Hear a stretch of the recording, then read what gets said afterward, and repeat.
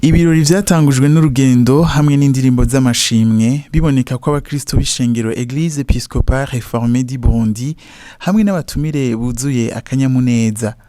Amakorali atandukanye ava mu diocese y'ishengero ya Bujumbura na Kayanza yarafashije abantu gutazira Imana. Inyuma yo kwakira abashitsi no kumva icegeranyo c'inama ya Sinode yamenyesheje ko Musenyeri Pio Ntukamazina yahawe akaruhuko k'izabukuru, haciye hakurikira ukwakira indahiro z'abasenyeri n'abazobunganira mu burongozi bw'amadiyoseze ya Bujumbura, Kayanza na Rutana. Yayo izogenda yashinga kandi nzokwama mpamagara inama yayo mu bihe bigenewe.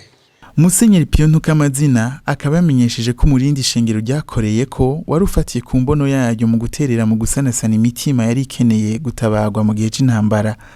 Yanavuze ko kuba yahisemo gutangura akaruhuko k'izabukuru ari kugira ngo ishengero rirongorwe n'abakiri bato, kugira ngo umurindi ntuhagarare.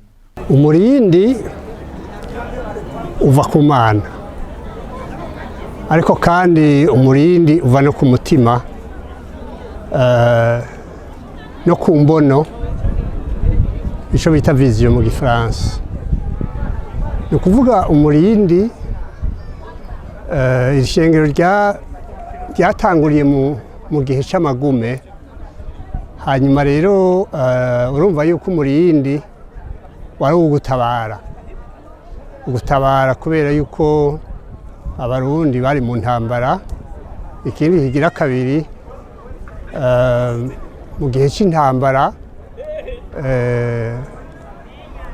ni Imana ikoresha abantu. Naco gituma rero iryo shengero riramuze rikoze mu gihe cyo mu magume, kwari kugira ngo rice ku rugo, kukukiza uwiwaca ku rugo. Nico gituma uyu murindi wabaye murindi munini. Ca kabiri, ishengero ryabayeho, murabizi ingorane sizi igihugu gusa, ingorane no mu ishengero zirahari.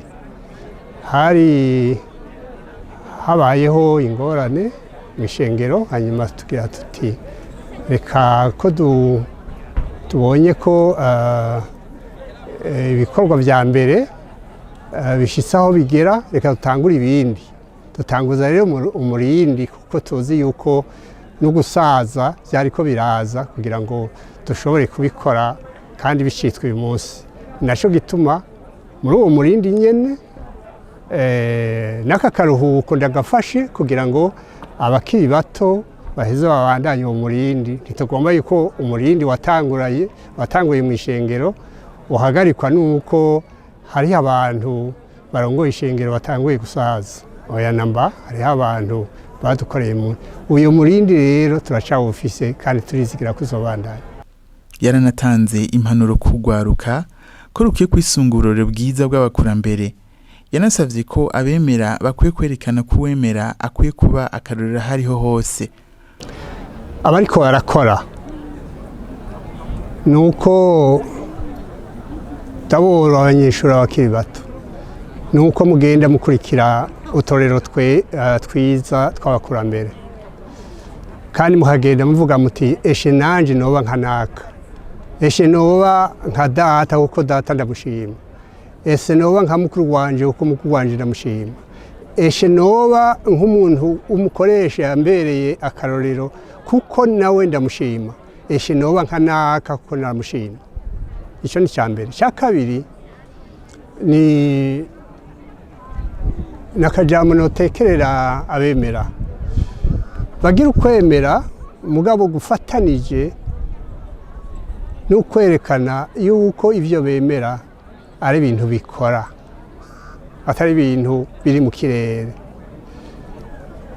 Ugasengerwa mugabo ukivuza, ukongera kandi ugasengerwa mugabo ukiga, ukongera kandi ugasengerwa mugabo ugakora.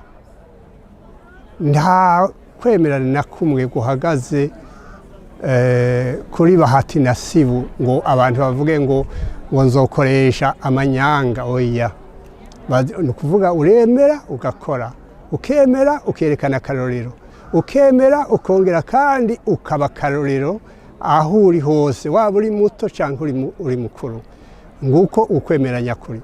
Mwomenya ko iryo shengero rimaze imyaka 10 abasenyeri 3 hamwe n'abazobunganira 3 akaba ari bo bahezagiriwe ico gikorwa. Ubuntu bw'Imana buri muri wewe ngo bwake ubwo uheshejwe no kurambuka ku biganza byacu.